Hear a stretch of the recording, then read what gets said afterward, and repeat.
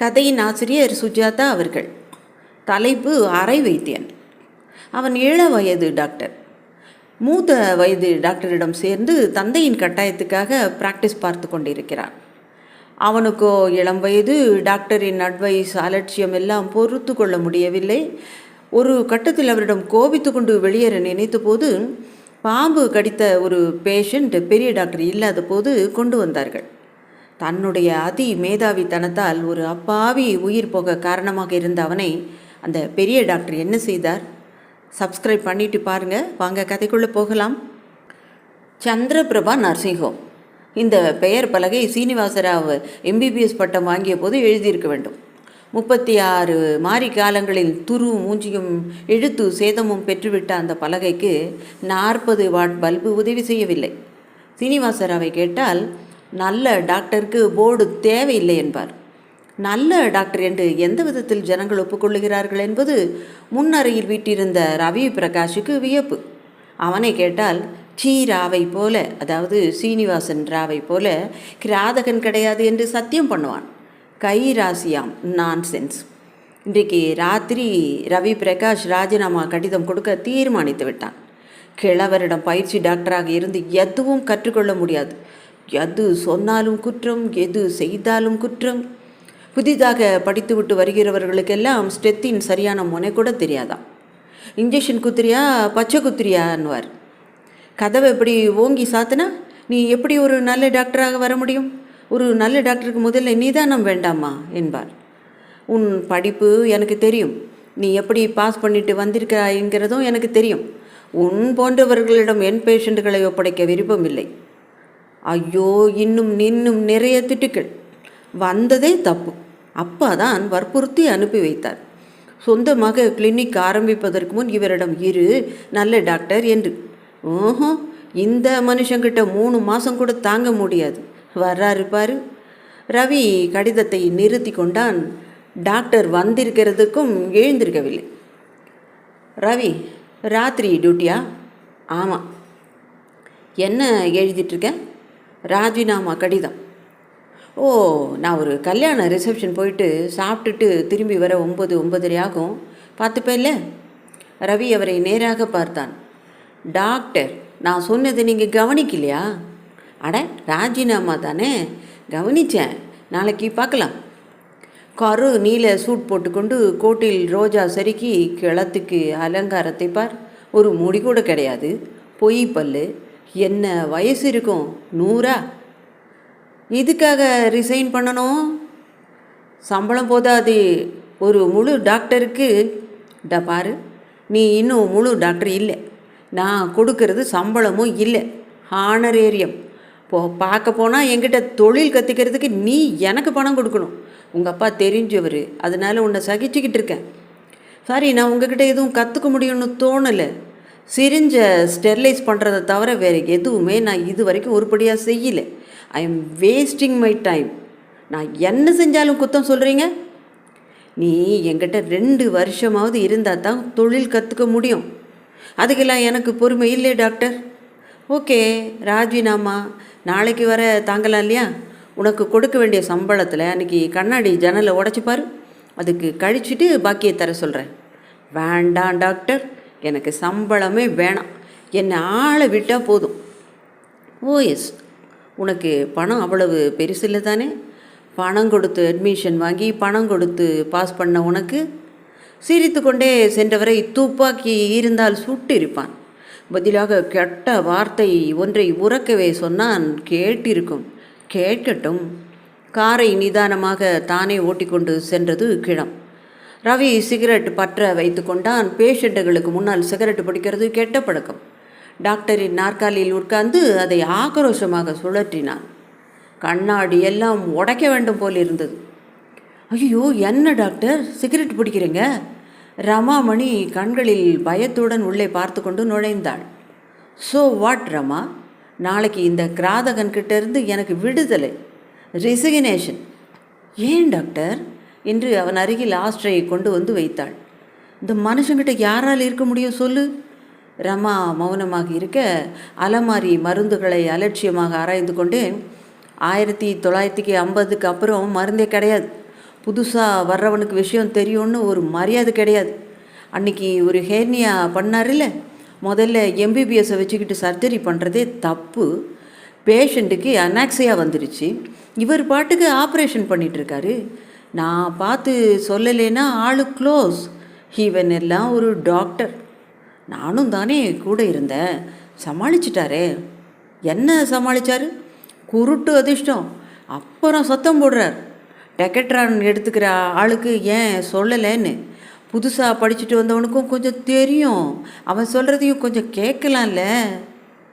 Resign பண்ணிவிட்டு எங்கே போவீங்க? எங்கள் அப்பா கிளினிக் ஏற்பாடு பண்ணி தரப்போகிறாரு. இடம் கூட பார்த்தாச்சு. இந்த கிழவன்கிட்ட வந்ததே தப்பு, நான் போகிறேம்மா. ஐயோ, அப்படியெல்லாம் பேசாதீங்க டாக்டர். ஏன், கிழவன் இல்லையா அவர்? உங்களை எல்லாம் எப்படி ஏமாத்துறாரு தெரியுமா? உனக்கு என்ன சம்பளம்? ஒரு ஆப்ரேஷனுக்கு 5000 ரூபாய் வாங்குறார். ரசீது 1000க்கு. உங்ககிட்ட எல்லாம் 12 மணி நேரம் வேலை வாங்குறார் தெரியுமா?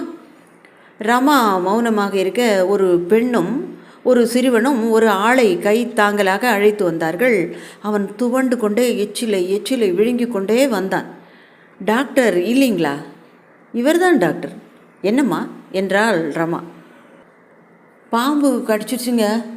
ரவி எழுந்து அவன் அருகில் சென்றான். கிடத்து இவரை. ரமா சற்று கலவரத்துடன் ரவியை பார்த்தாள். டாக்டர், பெரியவருக்கு வேணா தகவல் சொல்லி கூப்பிட்டுலாமா? இப்போ என்ன ஆயிடுச்சு? யோ, படுத்துக்க. கடிக்கப்பட்டவன் படுக்கப்பட்டு பே பே என்று வாய் குளறினான். அவன் கண்களில் மிகுதியாக பயம் தெரிந்தது. பெண் அவன் மனைவி போலும். நெற்றியை சுருக்கி கொண்டு சற்று தைரியமாகத்தான் இருந்தாள். பையன்தான் நைனா நைனா என்று அடிக்கடி கூப்பிட்டு கொண்டே இருந்தான். எங்கே கடிச்சிச்சு? கால்லங்க என்று அவன் வேட்டியை வழித்தாள். அவனுக்கு ஞாபகம் இருந்தது, ஆனால் பேசுவதற்கு மிகவும் சிரமப்பட்டான். தசைகளை கட்டுப்படுத்த இயலாமல் தோ தோ தோப்பு என்றான். சினிமா பார்த்துட்டு குறுக்கு பாதையில் தோப்பாண்ட வந்திருக்காருங்க. அப்போ தான் கொத்திருக்கணும், முள்ளுன்னு நினச்சிக்கிட்டாராம். வீட்டுக்கு வந்து சோறு துங்க உக்காந்தா ஒரு மாதிரியாக பார்க்குறாரு. பேச்சு குளருது, காலில் வலி பாருங்க, பல்லு பட்டிருக்கு. ஏம்மா, அந்த டாக்டர் இல்லைங்களா? ரவிக்கு கோபம் வந்து விட்டது. அந்த டாக்டர் இல்லாட்டி என்ன, இந்த டாக்டர் பார்க்க மாட்டேனா என்றான் கோபமாக. ரவி மேஜை விளக்கை பொருத்தி கடித்த இடத்தை பார்த்தான். வீங்கி இருந்தது. 2 தடவை வாந்தி எடுத்துட்டாருங்க. எப்படி பாம்பு கடின்னு சொல்கிறீங்க? பாம்பை பார்த்தானா இவன்? முதக்கா முள்ளு குத்துனதுன்னு தான் சொன்னாருங்க. அப்படி தான் நினச்சிட்டு வீட்டாண்ட வந்திருக்காரு. தோப்பாண்ட பாம்பு நடமாட்டம் ஜாஸ்தி. பல்லு பட்டிருக்குதுல்ல, ஒரு மாதிரி மயக்கமாக இல்லை? நினைவு இருக்குது. ஏன்பா, உன் பேர் என்ன? சா சா சா என்றான். சாமி கண்ணுங்க. பா பா பா என்றான். பாம்பு தான் கடிச்சிதுன்னு சொல்கிறாருங்க. அவன் வாயில் எச்சில் வழிந்தது. அதை விரலால் விலக்க முயற்சி செய்து கொண்டே இருந்தான். கண்கள் கெஞ்சின. பயம் பயம். பயப்படாதையா, பெரும்பாலான பாம்புகளுக்கு விஷயம்லாம் கிடையாது. பாம்பு தானா, பாத்தியா? அவன் தலையாட்டினான். Sister, I don't think it is poison. நினைவு இருக்குது. பாரு, எங்கே வலிக்குது? அவன் அடி வயிற்றை காட்டினான். ரவியை எதற்கோ வணங்கினான். காப்பா காப்பா என்றான். ரமா மிகுந்த கலவரத்துடன், நான் வேணா கல்யாண மண்டபத்துக்கு. Keep quiet. ஏன் கலவரப்படுற? முதல்ல பாம்பு கடிதானான்னு பார்க்கணும். சீரம் இருக்குல்ல, இதை பாருமா. நீ போய் வெளியே வராந்தாலேரு, நாங்கள் பார்த்துக்குறோம். ஐயா, பெரியவர் வந்துடுவாருங்களா? நீ போமானா? அவளை ஏறக்குறைய விரட்டினான். பெரியவர் பெரியவர், என்னால் இதை ஹேண்டில் பண்ண முடியாதா என்ன? ரமா, முதல்ல ஒரு டானிக்கெட் போடணும். ரப்பர் பேண்ட் இருக்கா? ரமா அவனை சற்று பெருமைப்புடன் பார்க்க, டாக்டர், இது ரப்பர் பேண்ட் இருக்கா? இல்லை ஒரு கைக்குட்டை கூட போதும், இல்லை ஒரு கயிறு, இல்லை ஏதாவது இறுக்கி கட்டுறதுக்கு சர்க்குலேஷனை ஸ்டாப் பண்ணணும் இல்லையா? சீரம் எங்கே வச்சுருக்கார்? அதாவது தெரியுமா? ரமா பதட்டத்துடன் அலமாரியில் தேடினாள். அப்புறம் ஒரு நைஃபை ஸ்டெர்லைட் பண்ணணும். ரமா கயிறு, கைக்குட்டை, மருந்து, அலமாரி, கத்தி என்று தேட துவங்க. குவிக், சீக்கிரம், டிலே பண்ணவே கூடாது. ஏயா, நெசமா தெரியுமாயா? பாம்பு தானே, கொஞ்சம் காட்டன் கொடு ரமா. ரமா வலுவான கயிறு கொண்டு வந்தாள். ரப்பர் பண்டி இல்லையா?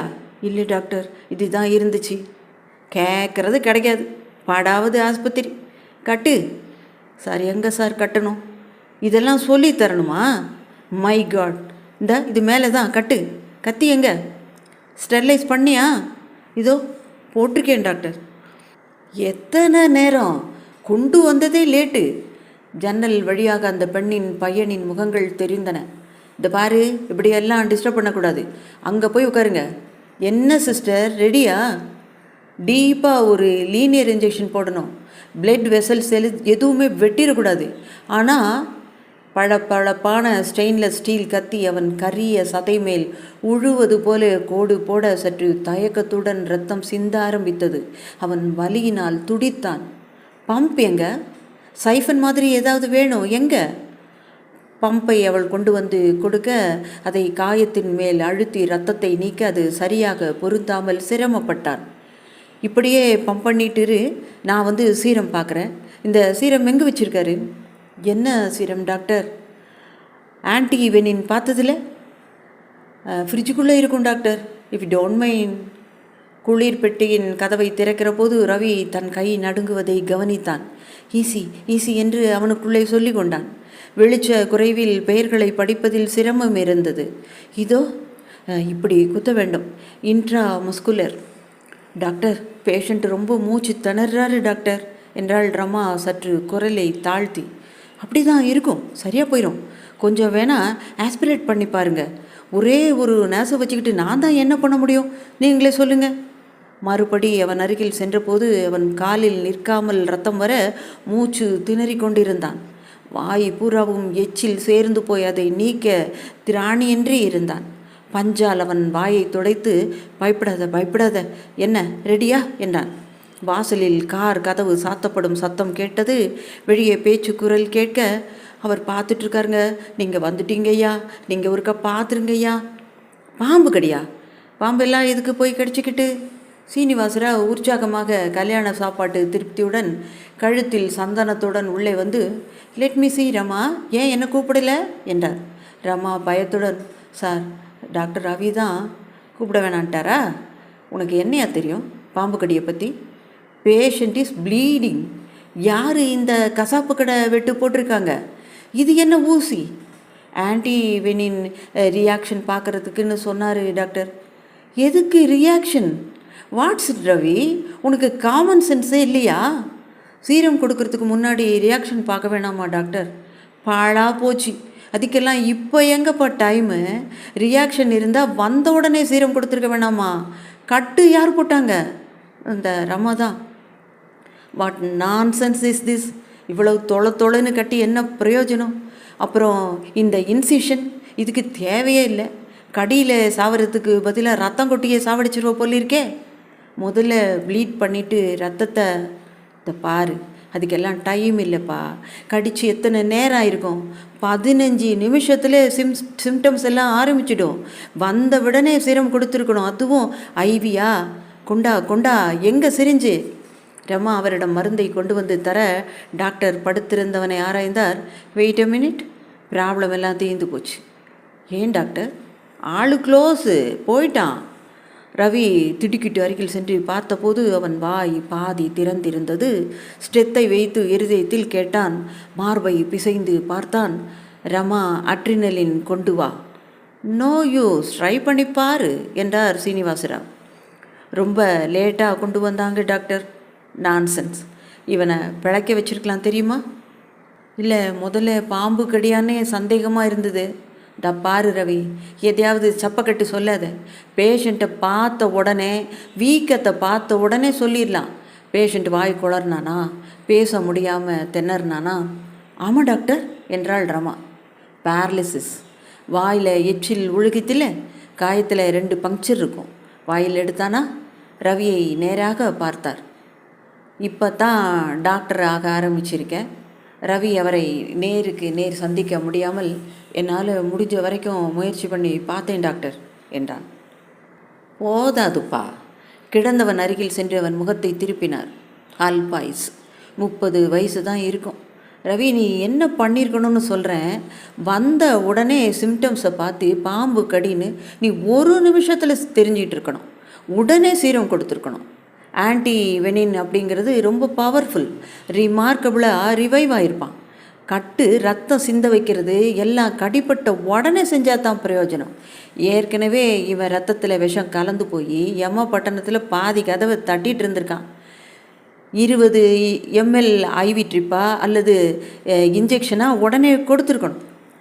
ரவி மெதுவாக இறந்தவன் அருகில் வந்து நின்றான். அவன் கையை யாரையோ வணங்கும் நோக்கத்துடன் பாதி உயர்த்திய நிலையில் இறந்திருந்தான்.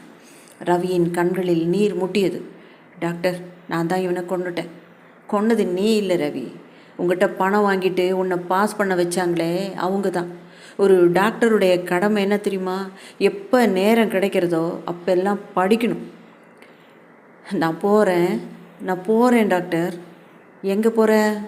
அந்த பொண்ணுக்கிட்ட மன்னிப்பு கேட்கணும். எனக்கு வேண்டாம், இந்த தொழிலே வேண்டாம். Don't be chilli. ரமா, அந்த பொண்ணை கூப்பிடு. உள்ளே வந்தவள் கிடந்தவனை கலவரத்துடன் பார்த்து கொண்டே டாக்டரையா என்றாள். ஒரு விதத்தில் செய்தியை எதிர்பார்த்தது போல உதடுகள் துடிக்க துவங்கியிருந்தன. இந்த பாருமா, அந்த ஆளை நீ கூட்டிகிட்டு வந்தது ரொம்ப லேட்டாக கொண்டு வந்துட்டேன். இந்த டாக்டர் நல்லா படிச்சுட்டு வந்தவர். தன்னால் ஆனதெல்லாம் முயற்சி பண்ணி பார்த்துட்டாரு. நானும் பார்த்தேன், முடியல. என்ன தான் வைத்தியம் பார்த்தாலும் விதின்னு ஒன்று இருக்குதில்ல. அந்த பெண் அவன் அருகே சென்று ஆரவாரம் இல்லாமல் அழ துவங்க ரவி டாக்டரை இப்போது நிமிர்ந்து முழுதாக பார்த்தான். கண்களில் கொஞ்சம் நீர் திரை இருந்தது. கதையை இவ்வாறு தான் நிறைவு செய்திருக்கிறார் சுஜாதா அவர்கள். சப்ஸ்கிரைப் பண்ணுங்கள், லைக் போடவும் மறக்காதீங்க. உங்கள் ஃப்ரெண்ட்ஸுக்கு கட்டாயம் ஷேர் பண்ணுங்கள். ராஜி ஸ்டோரிஸிலிருந்து உங்கள் நான். நன்றி.